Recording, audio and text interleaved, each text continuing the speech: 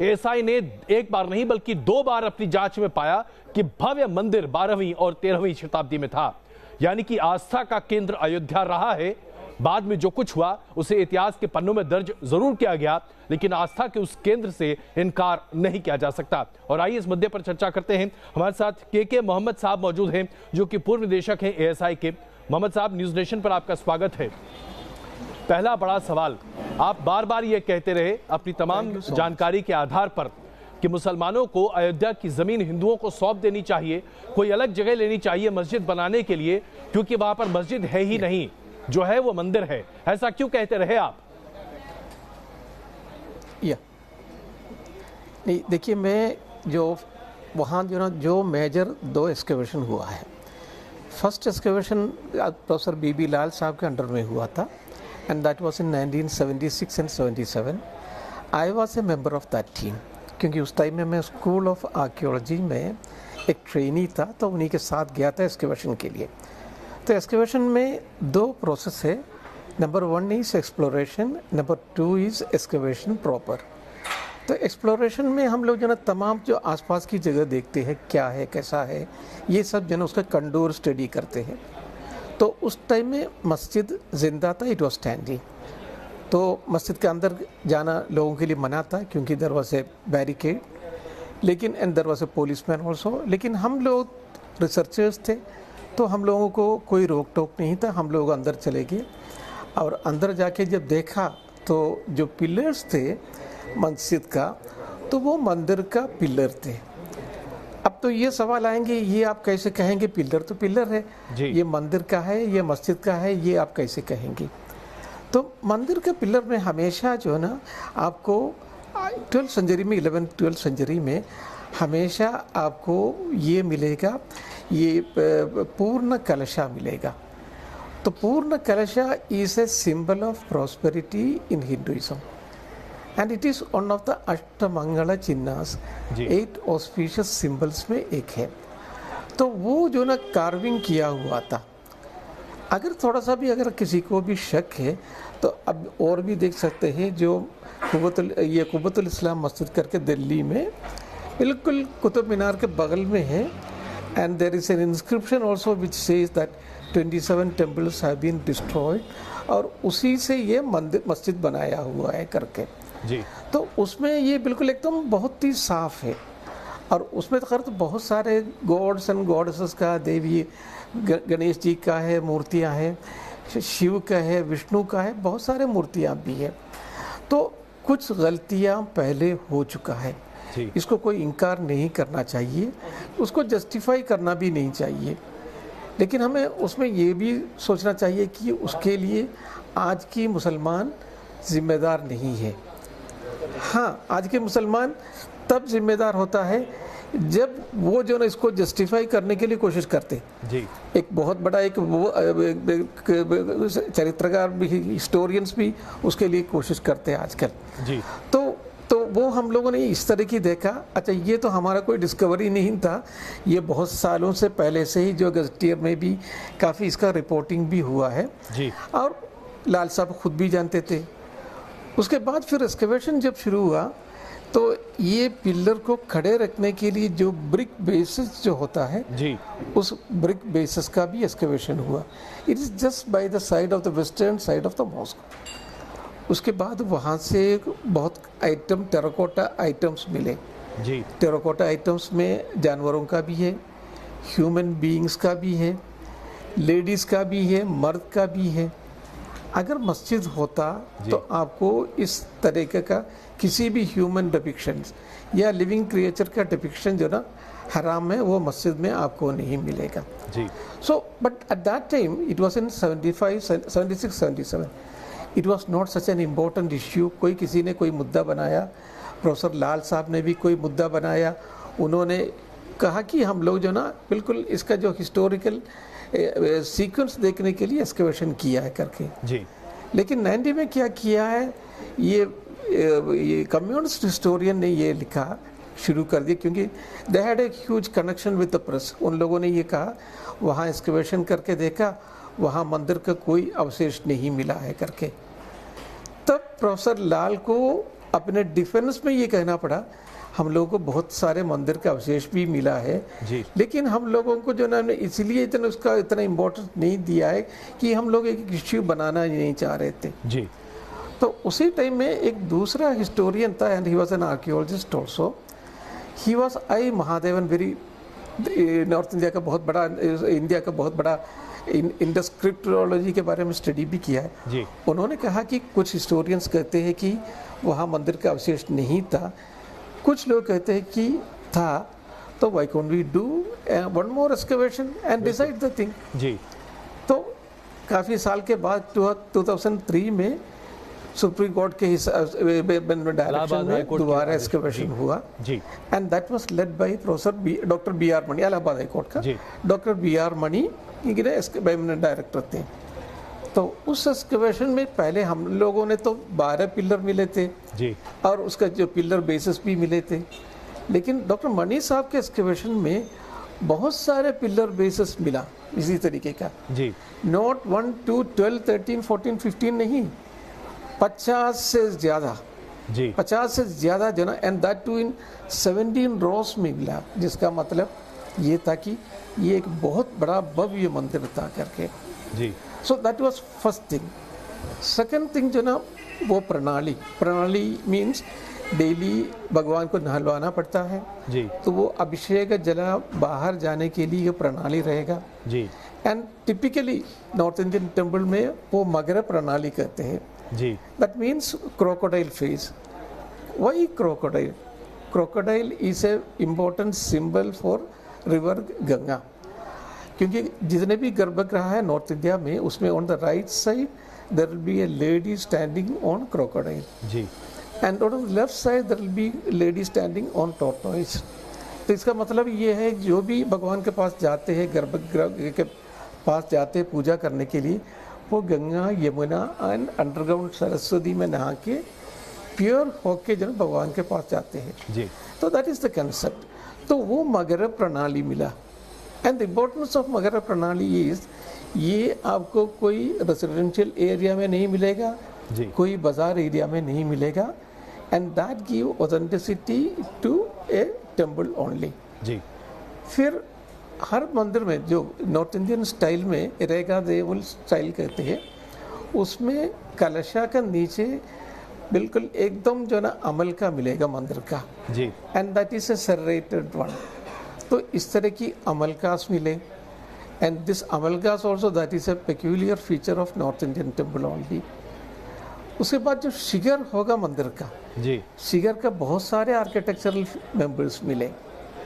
तो इस तरह की काफ़ी चीज़ें आपको जो टेम्पल का पोर्शन काफ़ी मिला एंड देन वहाँ का जो टेराकोटा आइटम 263 टेराकोटा आइटम्स जो मिला है, उस आइटम्स में ह्यूमन बीइंग था, लेडीज फिगरिंग का था, एक लेडी ड्रमर का था, एनिमल्स का था, इस तरह की बहुत सारे टेराकोटा आइटम्स मिले जी।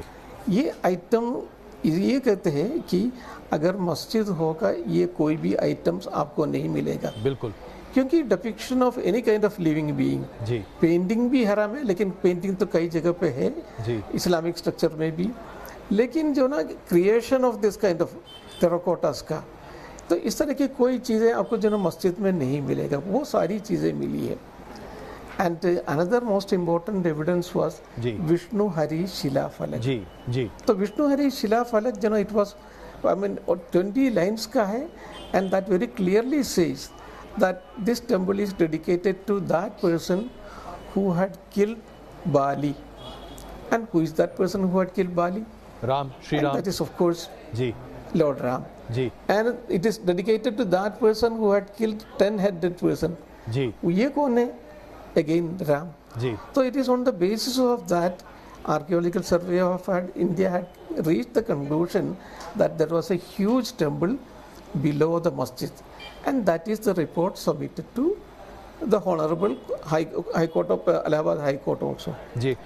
इस report preparation में भी the most important thing जी ये जी जी नहीं प्लीज आप बताइए, मैं सवाल बात the most important thing is जी जो report excavation, the most important thing is excavation में and that report preparation में जो participate किया था and co-authors से 4 important Muslim archaeologists थे.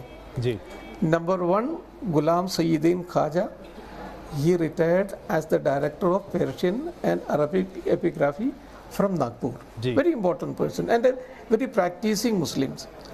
And the second one was Atikur Rahman Siddiqui. Ji. He retired from Agra Circle. Agra is a very important circle. Delhi, Agra. These are the 2 important circle of Archaeological Survey of India. Ji. As superintending archaeologist, a very important post in ASI. And then the third person is Mr. Zulfikar Ali. He is even now continuing as a superintending archaeologist of Punjab. Ji. And then Dr. Hanif. So these were the 3-4 important persons who were the co-authors of this report also. Ji. And उस report में ये कहा है कि there was a huge temple below the masjid. अगर इस report जो ना, and it was not a report prepared either for this temple committee or that temple committee or Sunni Waqf board. Ji. It was a commissioner's report because the order was from the court. So it was an impartial order, impartial report ji. from the court side. Ji. So it should be totally accepted. Mohammad साहब, अब सवाल ये उठता है कि जो report 2003 में Allahabad high court के आदेश पर प्रस्तुत की गई, उसमें आपने बताया 4 ऐसे आर्कियोलॉजिस्ट थे जो खुद मुसलमान हैं, जो अपने धर्म का पूरा पालन करते हैं, और उन्होंने क्या इस बारे में कहीं कोई विरोध रखा कि 12वीं-13वीं शताब्दी का मंदिर उस जगह पर पाया गया जहां पर मस्जिद होने का दावा किया जा रहा था?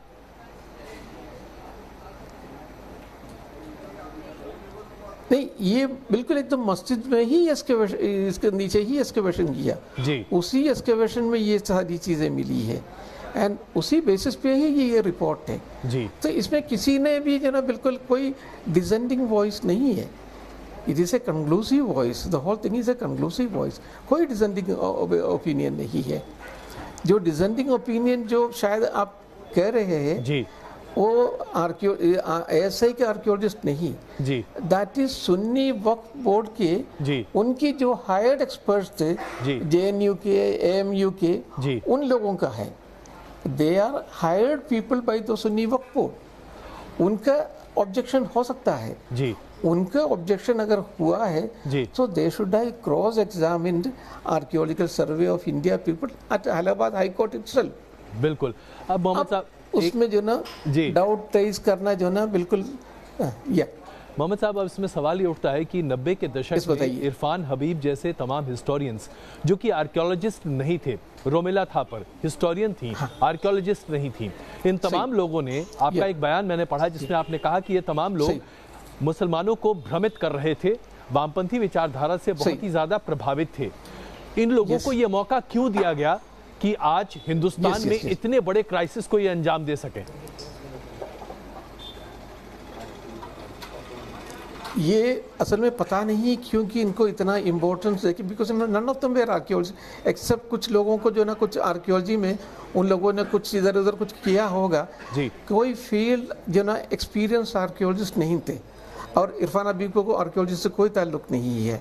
रोमिला तापर जी का थोड़ा सा कनेक्शन था, आर शर्मा जी का भी थोड़ा सा कनेक्शन था because they use the data, लेकिन फील्ड आर्कियोलॉजी में नहीं है जी. तो ये लोगों को सबका ये है कि तो इन लोगों ने पूरे मुसलमानों को खैर तो उस टाइम में बिल्कुल अपने चंगुल में ले लिया. वही गलती हुआ है क्योंकि मैं यहाँ तक समझता हूँ कि राजीव गांधी के पीरियड में जो मदनी साहब जो उस जमाने के अली नदवी साहब थे जी, उन्होंने एक ऑटमोस्ट से कंक्लूजन में ये पहुंच गया था कि जो ना हम मस्जिद का जो ना केस छोड़ देंगे करके जी. लेकिन उस टाइम में क्योंकि उसी के लिए जो शाहबानू केस वाला जो बिल लाया था जी, उसके बदले में जी, ताकि मुसलमान ये छोड़ देंगे. तो इट वाज ऑलमोस्ट टाइम. लेकिन बाद में मुसलमानों को गुमराह किया है Irfan Habib and other people. Mohammad साहब, अब एक और आर्कियोलॉजी से ही या फिर मैं कहूँ हिस्ट्री से जुड़ा सवाल मैं आपके सामने रखता हूँ. ऐसे कई सारे लोग थे जो हिंदुस्तान 15वीं शताब्दी के बाद कई बार आए और उन्होंने अपनी जीवनी या लेखनी लिखी. उनमें से ऐसे कितने लोगों ने दरअसल वहां मस्जिद होने का जिक्र किया और कितनों ने उसमें हिंदू मंदिर होने का जिक्र किया। आप हमारे दर्शकों को जरा प्लीज बताइए। असल में जो ना उसके बाद जो ना ये यहाँ जो ना आईने अकबरी में खुद जो ना आईने अकबरी का 3rd वॉल्यूम में खुद जो ना ये अबुल फजल का लिखा हो, उसमें ये खुद कहा है कि अयोध्या एक बहुत बड़ा जो ना हिंदुओं का वर्शिप सेंटर था जी। वहाँ चैत्र के मास में बहुत सारे लोग आ जाते हैं और जो ना भगवान की वर्शिप करते हैं करके, ये आईने अकबरी में है जी। उसके बाद विलियम फिंच करके 1611 में एक यूरोप से एक ट्रैवलर आए थे, उन्होंने वहाँ के बारे में बहुत तफसील से बयान दिया है, विलियम फिंच जी।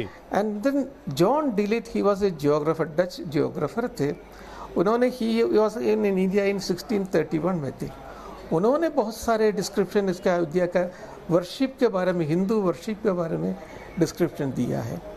जॉन तैफर टेलर जो थे, ही वाज इन 1738 1761 67 में, he had come and he had spoken about this temple also and he said that उसकी जगह पे आज मस्जिद बना दिया है, लेकिन for the first time he says ये शायद बाबर ने के पीरियड में हुआ या औरंगजेब के पीरियड में हुआ। It is for the first time, it is he says, I mean, brings down the name of जिस शासक ने बनवाया उसका नाम औरंगजेब also। जी जी। उसके बाद लगातार जो जितने भी सर्वेयर्स थे जी, जितने भी सर्वेयर्स थे, सर्वे वर्क जो हुआ है, इन लोगों ने सब ने इसके बारे में बहुत सारे इंफॉर्मेशन दिया हुआ है and continuously although it was taken out from, I mean legal right was taken out from Hindus, Hindus always considered it as a place of worship and as a place of Ram's birth place. और मैं हमेशा मुसलमानों से ये कहता हूँ, देखिए जी, ठीक है, आर्कियोलॉजी के एविडेंस एक अलग चीज़ है, एक सोशल एविडेंस है। मुसलमानों को जितना मक्का और मदीना इम्पोर्टेंट है जी, उतना एक आम हिंदू के लिए ये इम्पोर्टेंट है जी। मैं बहुत पढ़े लिखे साइंटिफिक हिंदूज की बात नहीं कर रहा हूँ, because Hinduism is a very tolerant religion, तो सबको जो है ना वो एकोमोडेट कर लेते हैं।